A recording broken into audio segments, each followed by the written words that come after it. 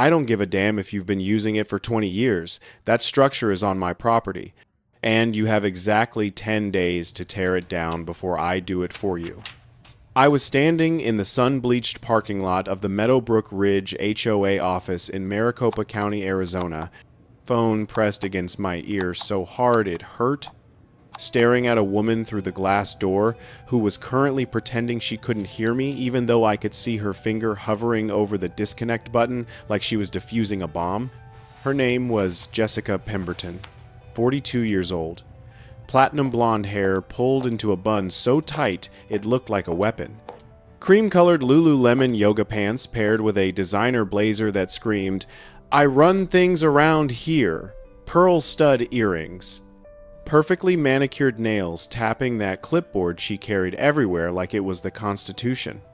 And right now, she was smiling at me through that window, not a real smile, the kind sharks make when they realize you're bleeding. "Mr. Chen?" she said, her voice dripping with the kind of fake patience people use when they think you're stupid. "We've been maintaining that community pavilion for over a decade. Your aunt never complained. In fact, she encouraged us to use it. We have documentation." "Documentation?" I laughed, and it came out sharper than I intended. "You mean that photo of a birthday card she sent saying thanks for keeping things tidy?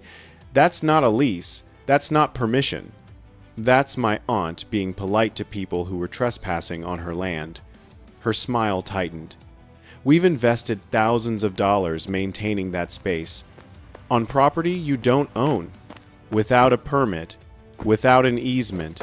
Without asking. I'm not asking you to remove it, Jessica. I'm telling you. 10 days after that, I'm bringing bulldozers." I hung up before she could respond, stuffed my phone in my pocket, and walked back to my truck, hands shaking with the kind of rage that only comes when someone tries to gaslight you about something you can literally prove with a property deed and a tape measure. 3 weeks ago, I'd inherited 22 acres of desert scrubland from my Aunt Margaret. 3 weeks ago, I thought I was getting a quiet piece of Arizona wilderness where I could build a workshop and maybe retire someday. Now, I was at war with a homeowners association that had built an entire goddamn recreation pavilion on my land and was acting like I was the asshole for noticing. This is how it started. This is how it got nuclear. And this is how I learned that some people will burn the world down before admitting they were wrong. 6 months ago, if you'd told me I'd be fighting an HOA in court over property theft, I would have laughed and bought you a beer. Back then, my biggest worry was whether to take the promotion at work or coast through another year as a senior civil engineer for the city of Phoenix. I'm David Chen, 39 years old. Born and raised in Tempe, Arizona. Spent the last 15 years designing water infrastructure and reviewing land surveys for municipal projects. I know how to read a plat map. I know what a legal easement looks like. And I know when someone's trying to steal land by pretending paperwork doesn't exist. My Aunt Margaret owned 22 acres of raw desert land, about 40 miles northeast of Phoenix in Maricopa County, near the town of Cave Creek. She bought it in 1987 for almost nothing back when you could still find undeveloped land in Arizona that hadn't been carved up into golf course subdivisions and retirement communities. The property was beautiful in that harsh, unforgiving Arizona way. Towering saguaro cacti that had been standing for 100 years, Palo Verde trees with their green bark glowing in the sun. Rocky terrain covered in creosote bush and cholla, the kind of land that makes you work for every step but rewards you with silence and space. Margaret never built on it, never developed it. Just paid the property taxes every year and kept it as her piece of the desert. She always said she'd pass it down to family when the time came, someone who'd appreciate it, instead of paving it over for condos. When she died last November at 83, I found out I was the sole heir. The estate attorney handed me the deed, the title insurance, and a folder of old tax documents. No mortgage, no liens. Just clean, clear ownership of 22 acres that suddenly felt like both a gift and a massive responsibility. I'd visited the property exactly twice before inheriting it, both times as a kid. back when Aunt Margaret would drive out there to check on things and make sure squatters hadn't moved in. I remembered it being wild and empty, the kind of place where you could stand in the middle and not see another human being for miles. So when I drove out there on a Saturday morning in early December to see what I'd inherited, I expected exactly that. Empty desert, maybe some trash blown in from the highway, possibly a few wild burros if I was lucky. What I got was a goddamn community center. I pulled my Ford Ranger off Highway 74 onto the dirt access road that marked the western edge of my property. The coordinates matched what was on the deed.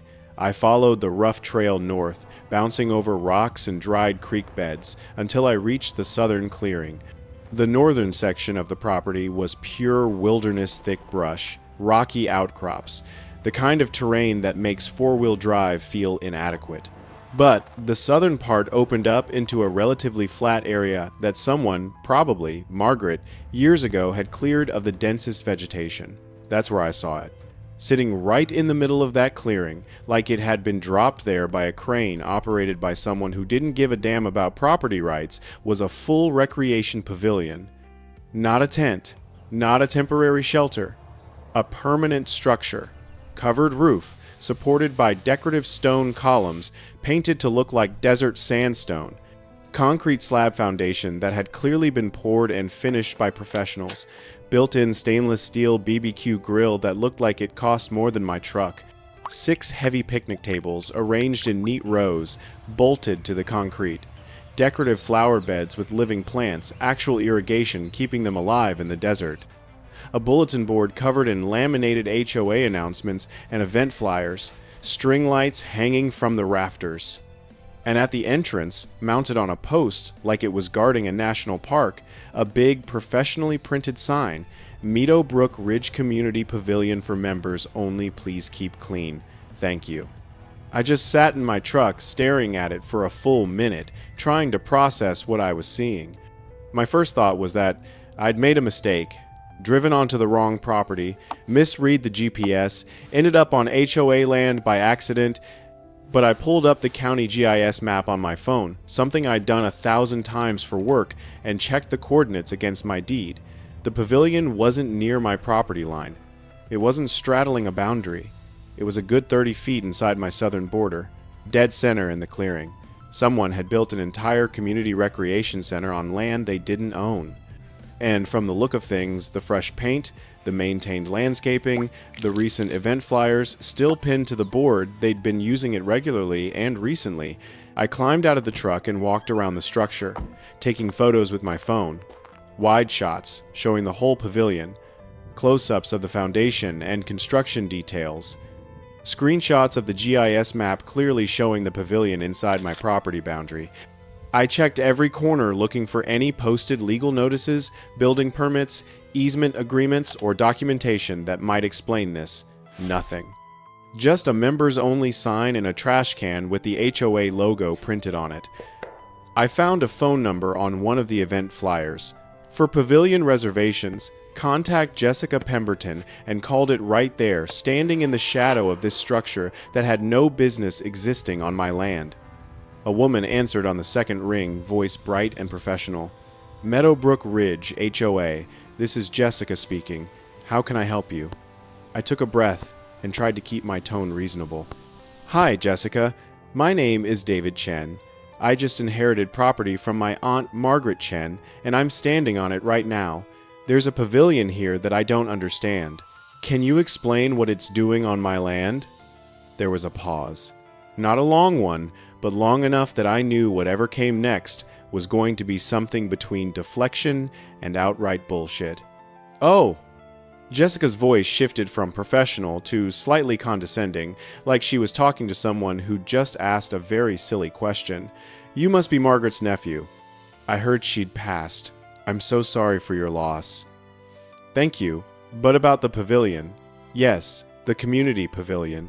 We've had that structure for years.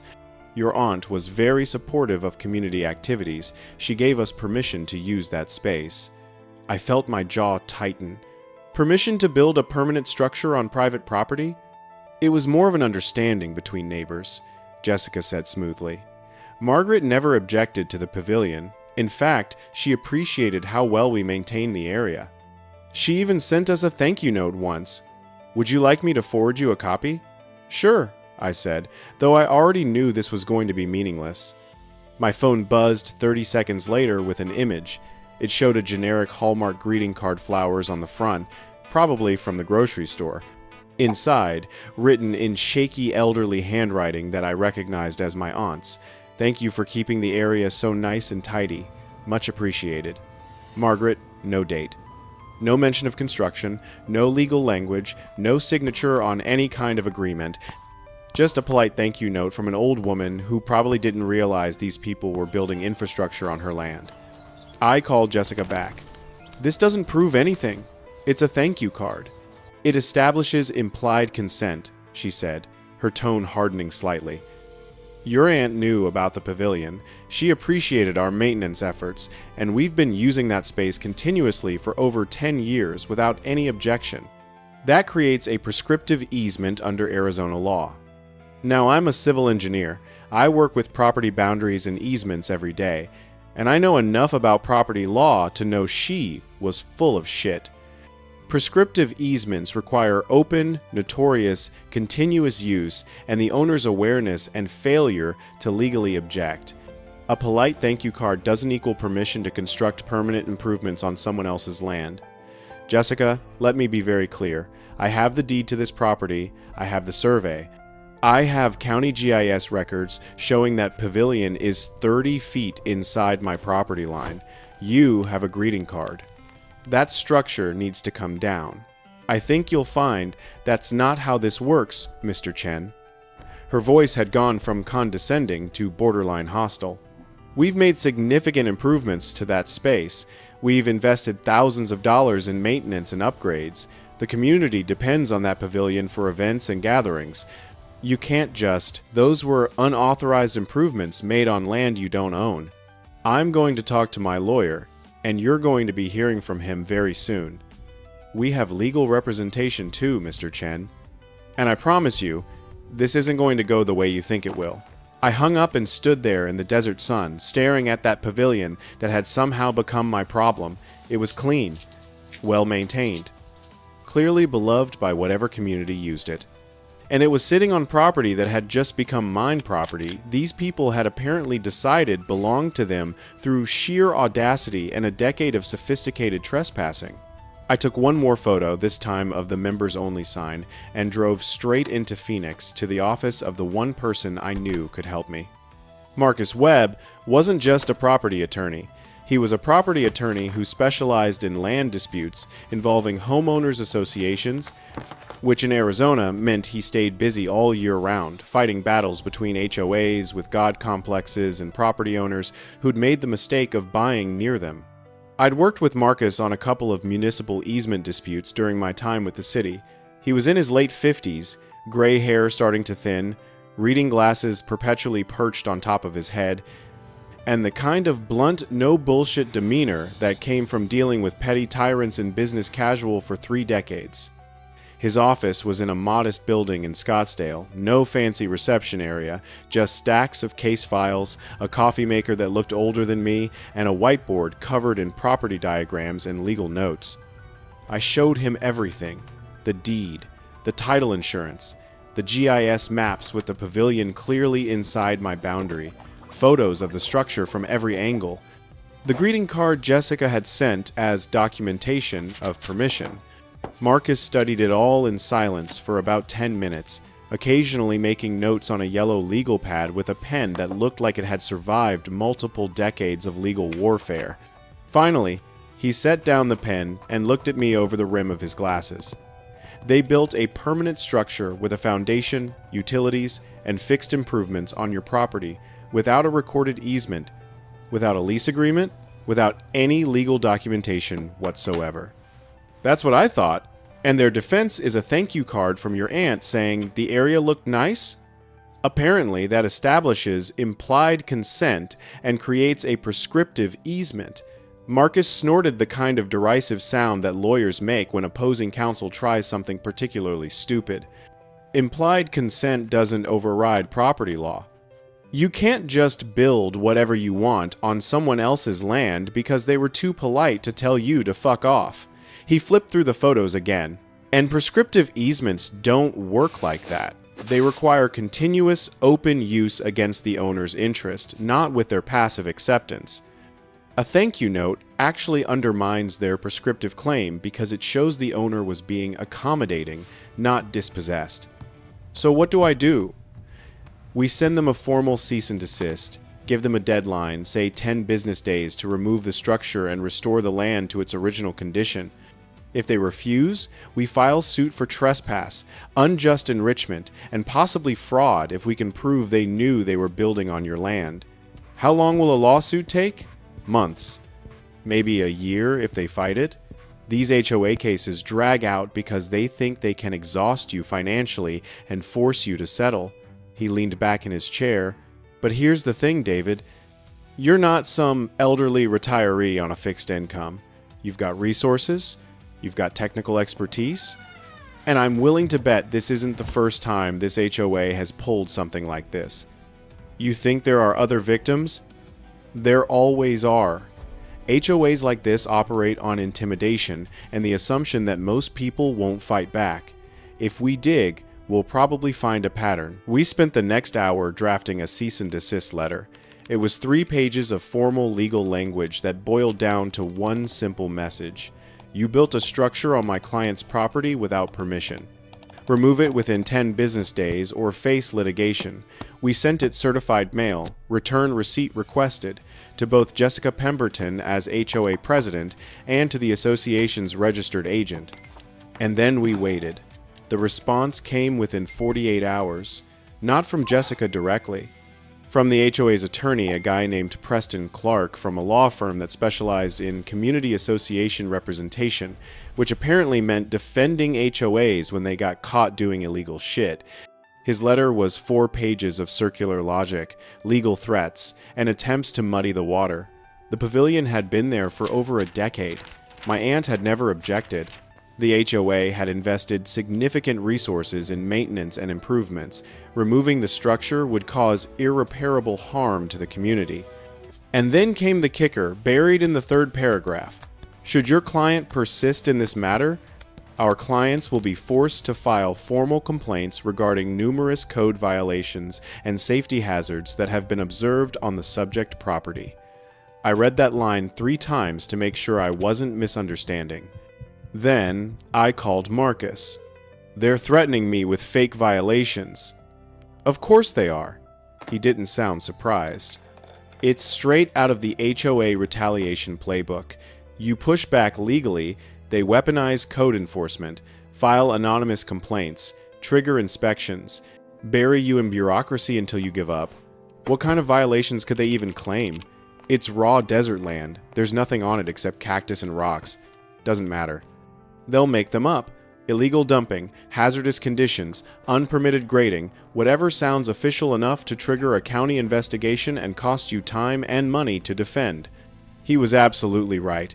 Within a week, I got my first complaint filed anonymously with Maricopa County Environmental Services, claiming there was an open, unsecured well on my property that posed a danger to wildlife and could contaminate groundwater. I drove out to the property immediately. The only well on the land was an old agricultural well near the northern boundary, sealed with a steel cap, locked with a heavy padlock, completely secure, not remotely hazardous. The kind of thing that had been there for decades without causing any problems. But now I had to respond to the county, provide photos, fill out forms, prove that the complaint was baseless. All of which cost me time I should have been spending at work. 2 days later, another complaint. This time filed with the county fire marshal, illegal dumping and fire hazard trash piles near property line, creating wildfire risk. I hadn't dumped anything. I'd barely set foot on the property except to inspect the pavilion. But when I drove out there to investigate, I found 3 large black garbage bags near the southern fence line, torn open with fast food wrappers, household trash, and other debris scattered across the ground. Planted. Obviously. Someone had driven onto my land and staged a code violation.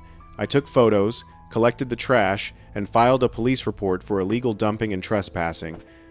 Then I had to respond to the fire marshal with documentation proving I hadn't created the hazard. The third complaint came 4 days later, this time to county zoning. Unauthorized land clearing and destruction of protected desert vegetation. I hadn't cleared anything, hadn't touched the vegetation, hadn't even driven through areas that might damage plants. But now I had to hire an environmental consultant to document that no protected species had been harmed, and that I wasn't in violation of any desert conservation regulations. Every complaint cost me money. Every response required documentation. Every investigation took time away from my actual life. And through it all, that goddamn pavilion sat on my land like a monument to arrogance and theft. Marcus was pissed when I showed him the complaints. They're trying to bury you. Make the legal fight so expensive and exhausting that you'll give up and let them keep the pavilion. I'm not giving up. Good. Because I just got something very interesting. He slid a manila envelope across his desk. It had arrived at his office that morning, no return address, just his name and firm written in block letters. Inside was a USB drive and a printed note on plain white paper. Check the county GIS records. Look at the property boundary history for parcel APN 506-22089.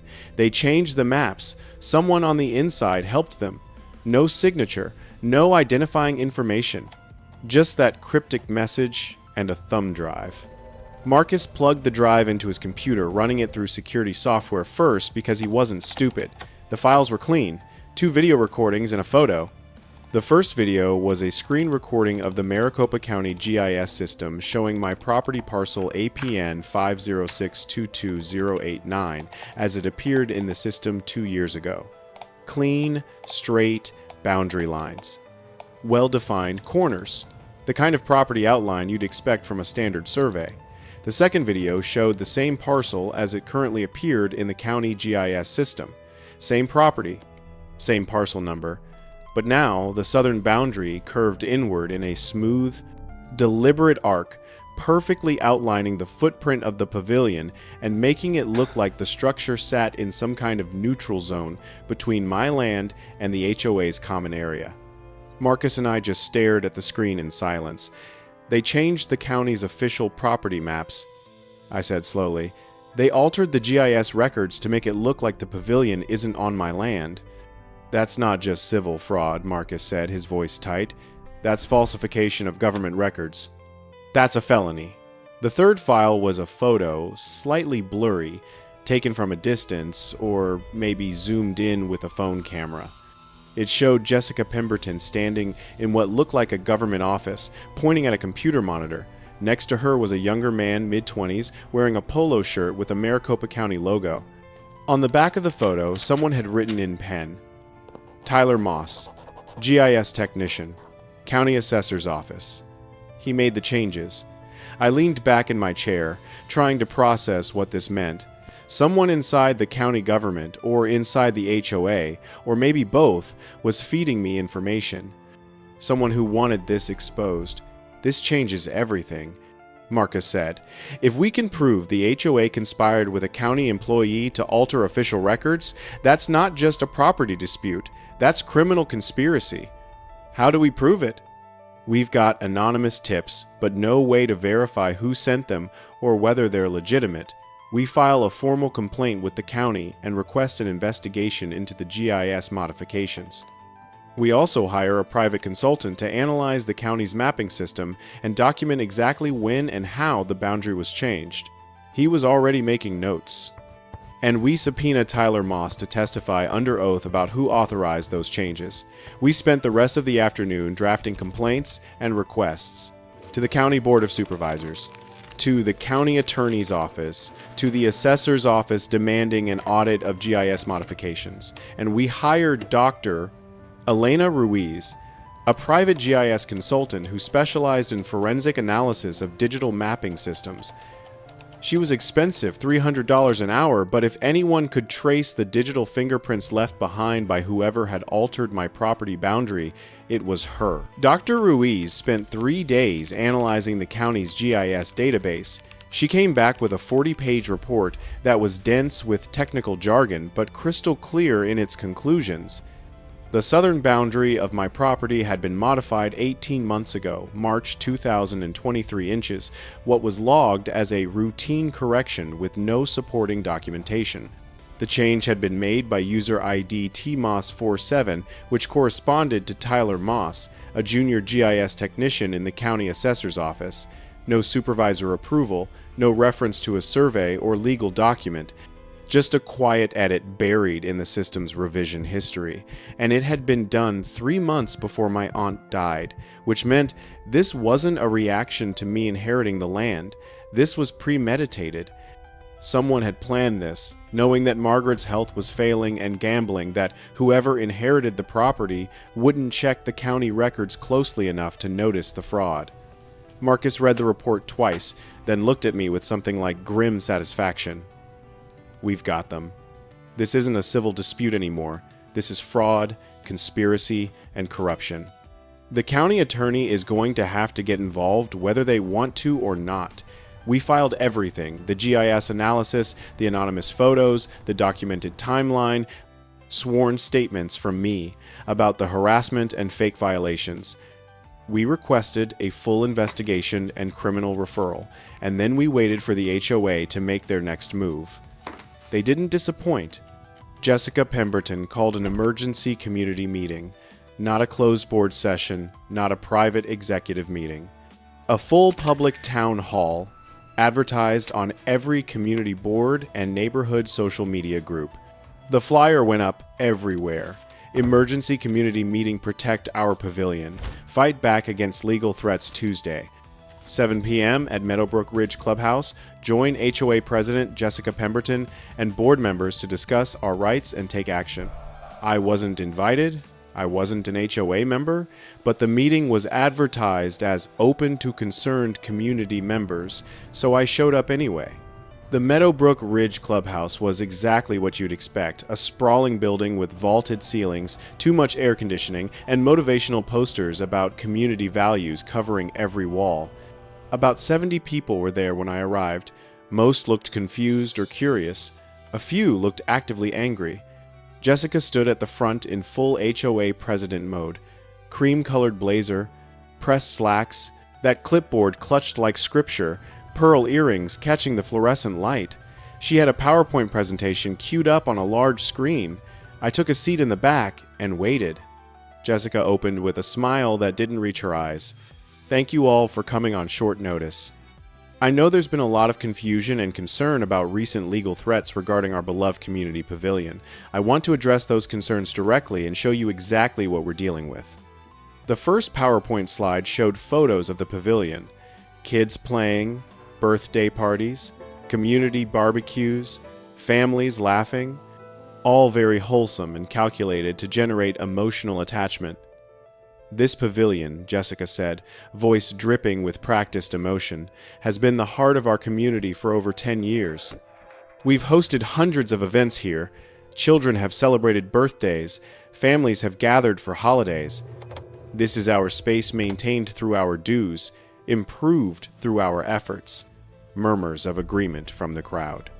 The second slide showed a map, the altered county GIS map, with the curved boundary making it look like the pavilion sat just outside my property line in some kind of community buffer zone.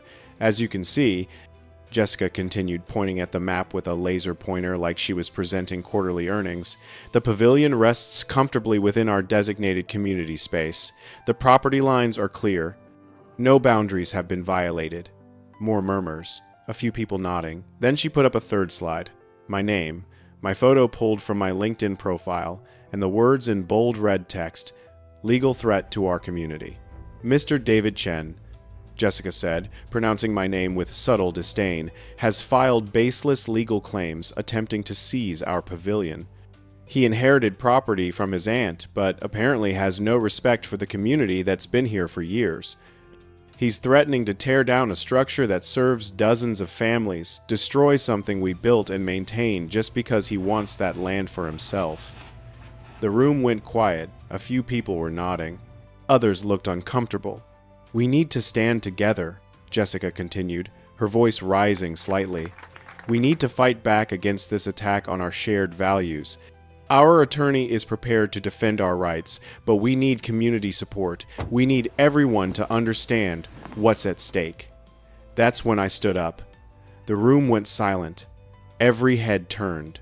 Jessica's expression froze, mid-smile. "Can I say something?" I asked, keeping my voice calm and reasonable. Jessica's jaw tightened, but she forced the smile back into place. "This is an open meeting." "Of course!" I walked to the front, pulled my phone from my pocket, and held it up. "I have something I'd like to show everyone. May I connect to your projector?" Jessica looked like she wanted to say no, but with 70 people watching, refusing would look suspicious. "Sure," she said tightly. I plugged my phone into the projector cable. Within seconds, I had pulled up the county GIS system on the big screen, the original view of my property from 2 years ago, showing straight boundary lines with the pavilion clearly inside my land.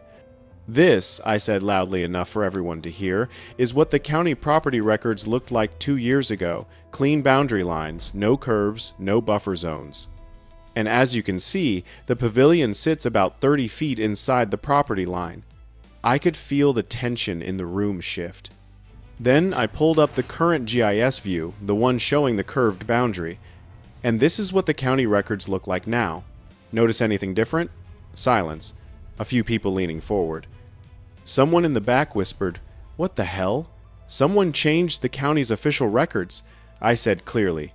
"The boundary was altered, no legal survey, no documentation, no notice to the property owner, just a quiet edit to make it look like your pavilion isn't on private land." Jessica tried to cut in. "That's a baseless accusation, is it?" I pulled up the third image, the photo of Jessica standing in the county GIS office next to Tyler Moss. Because I have time-stamped evidence of when the change was made, I have the name of the county employee who did it, and I have a photo of your president standing in his office. I held up my phone, showing the image. Jessica's face went pale. "This isn't a property line dispute," I said, looking around the room. "This is fraud. Your HOA built a structure on land they don't own, then manipulated government records to cover it up, and now your president is trying to gaslight all of you into thinking I'm the bad guy for noticing." I disconnected my phone and walked toward the exit. Behind me, chaos erupted, people shouting questions, demanding answers, Jessica's voice rising in panic, trying to regain control. I didn't stay to watch, I'd planted the seeds. Let them grow. The dominoes started falling faster than I expected. Within 48 hours, the county opened a formal investigation into the GIS tampering. Tyler Moss was placed on administrative leave pending the outcome, and the county attorney's office confirmed they were reviewing potential criminal charges. But more importantly, other property owners started checking their boundaries. Within a week, 3 other landowners near Meadow Brook Ridge discovered similar corrections to their property lines, small adjustments, just enough to make HOA amenities or improvements look like they were on community land instead of private property. It wasn't just me, it was systematic, a pattern of fraud stretching back years. One of those property owners was a retired attorney named Gloria Hendricks. She'd noticed years ago that the HOA had built a walking path that seemed to cut across her land, but she'd never bothered to check because she didn't use that part of her property. Now she pulled up the historical GIS records and found the same thing. Her boundary had been quietly adjusted to make the path look legal. Gloria called me, then called Marcus, then filed her own lawsuit. Within days, 2 more property owners joined. What had started as my individual fight became a class action against the HOA and potentially against the county for allowing it to happen. The local news picked up the story. HOA accused of systematically altering property maps ran on every Phoenix news station. A reporter from the Arizona Republic did a full investigation, interviewing Tyler Moss, who admitted everything in exchange for immunity, Jessica Pemberton, who declined to comment, and several affected property owners. The narrative had shifted. This wasn't about some cranky landowner fighting a beloved community pavilion. This was about institutional corruption, fraud, and an HOA that had been operating like a criminal enterprise. Jessica tried to fight back. The HOA hired a PR firm and started posting statements on social media claiming they were the victims of malicious attacks and coordinated legal harassment. They set up a GoFundMe to protect community. Resources from frivolous litigation. It raised $600 before being shut down by GoFundMe for violating terms of service. Public opinion had turned decisively against them. People who'd never dealt with HOA abuse suddenly had opinions. The story went viral on Reddit, Twitter, local Facebook groups. Jessica's face became a meme. HOA Karen who tried to steal land using Photoshop. Support for the HOA evaporated. Board members started resigning. One of them, a guy named Robert Chen, no relation to me, we just shared a common Chinese surname, reached out privately and said he wanted to talk. We met at a coffee shop in Scottsdale. Robert was in his 60s, retired accountant, wearing khakis and a polo shirt. He looked tired and angry in equal measure. I tried to question the Pavilion project years ago. He told me over coffee, asked why we were building on land that didn't seem to belong to the association. Jessica shut me down, said the legal work had been done, everything was approved, I was being paranoid. Did you see any documentation? Never. She controlled all the records, ran the board like her personal fiefdom. Anyone who questioned her got threatened with removal or buried in procedural bullshit until they gave up. Why didn't you resign? He looked down at his coffee. Because I thought maybe I could keep her in check. Make sure she didn't do anything too crazy. But I was wrong. She was already doing it, and I just didn't see it. Robert agreed to give a sworn statement documenting Jessica's pattern of intimidation and lack of transparency. So did two other former board members who'd been pushed out over the years for asking inconvenient questions. Suddenly, we had evidence of a systemic pattern. Jessica Pemberton had been running Meadowbrook Ridge HOA like a dictatorship, silencing dissent, manipulating records, and committing fraud to expand the HOA's territory. The trial was set for late May 2024, but before we even got there, the HOA's attorney reached out to Marcus about settlement. They met. Marcus came back, shaking his head in disbelief. They offered to remove the pavilion and pay your legal fees. What's the catch? They want you to sign a non-disclosure agreement and agree not to pursue criminal charges or assist in any criminal investigation. I laughed out loud.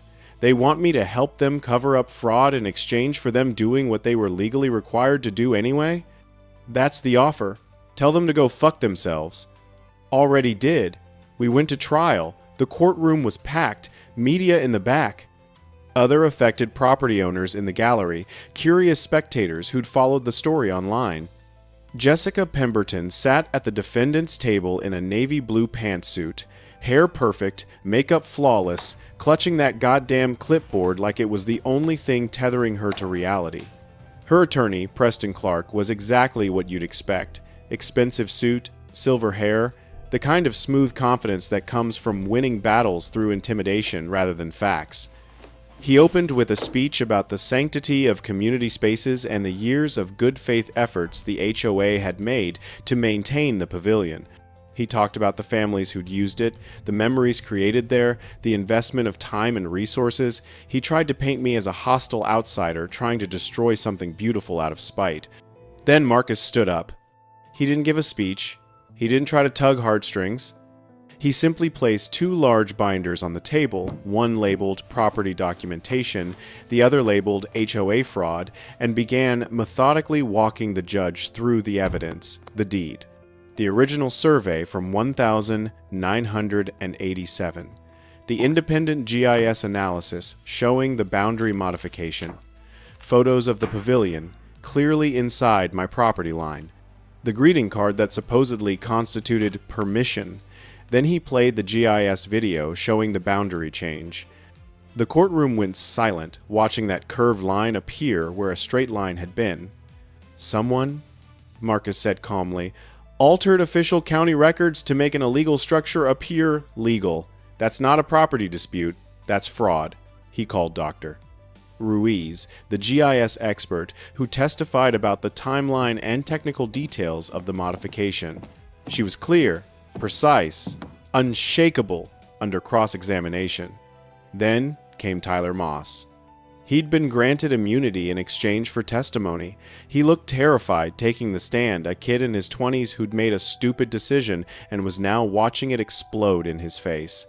Under oath, Tyler testified that Jessica Pemberton had contacted him through a mutual acquaintance.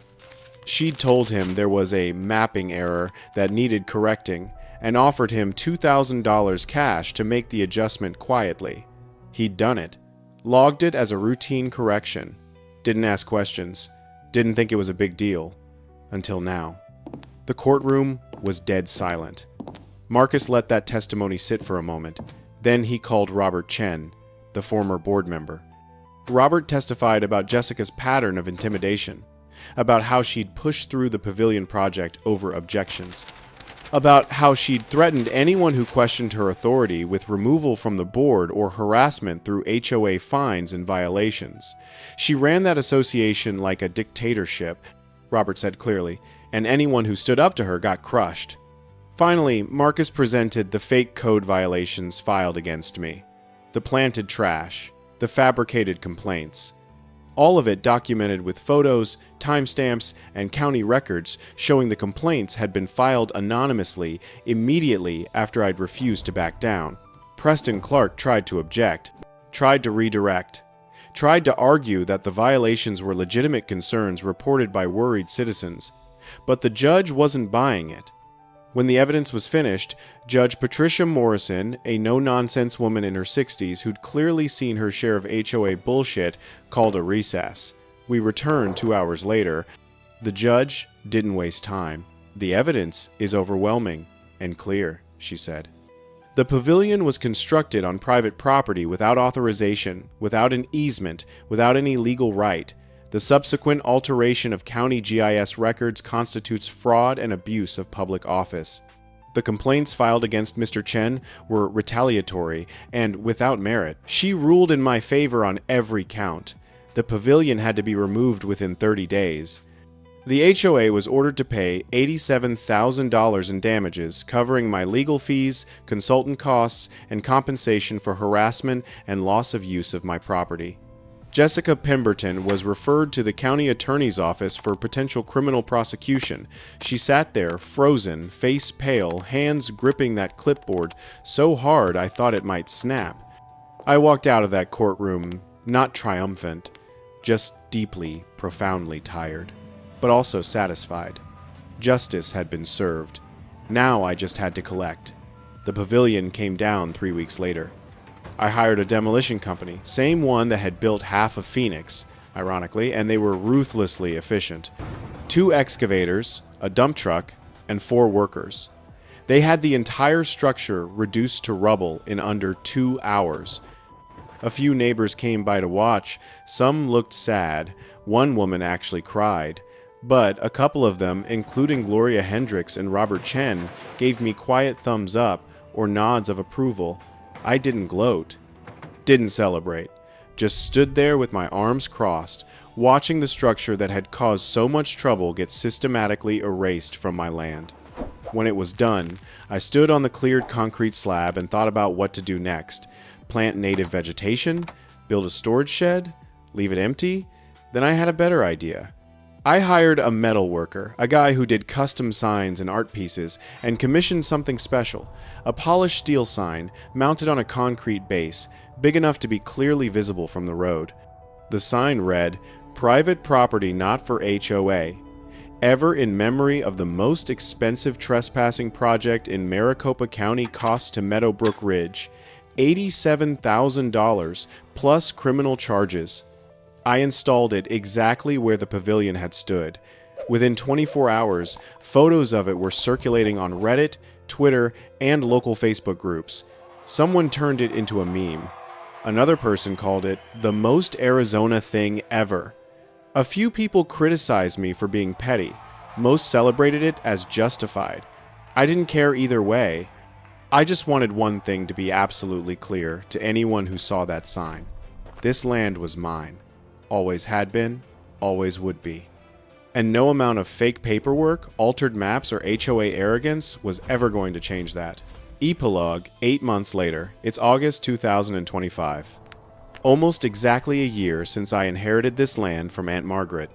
I'm sitting in a folding chair in the middle of the clearing where the pavilion used to be, drinking iced coffee and watching the sun come up over the Sonoran Desert. It's already 85 degrees and it's not even 7 a.m. Classic Arizona summer. Jessica Pemberton was charged with fraud, conspiracy to commit fraud, and falsification of public records. She took a plea deal, 2 years probation, 500 hours community service, $50,000 in restitution, and a permanent ban from serving on any HOA board in Arizona. Tyler Moss got immunity but lost his job. The county GIS department implemented new oversight procedures requiring supervisor approval for any boundary modifications. The Meadowbrook Ridge HOA dissolved and reformed under new leadership. They sent me a formal written apology, probably drafted by their new attorney. I didn't respond. Gloria Hendricks and the other affected property owners settled their cases. The county paid out over $300,000 total to make those lawsuits go away. My sign is still standing. Still getting photographed by people who drive by specifically to see it. I've had 3 different journalists ask to interview me about it. I declined. And last month, I started building a workshop on the northern section of my property. Just for me. No community use, no shared access, no HOA involvement whatsoever. Just a place where I can work on projects, restore old tools, and enjoy the land my aunt thought I'd appreciate. Because that's what property rights mean, not what some HOA president decides. Not what altered maps claim, not what fake community consensus declares, what the deed says, what the law protects, and what I'm willing to fight for. Some people thought I was being unreasonable, destroying a community space out of spite. They were wrong. I wasn't destroying community space. I was reclaiming stolen property, and I'd do it again. The end.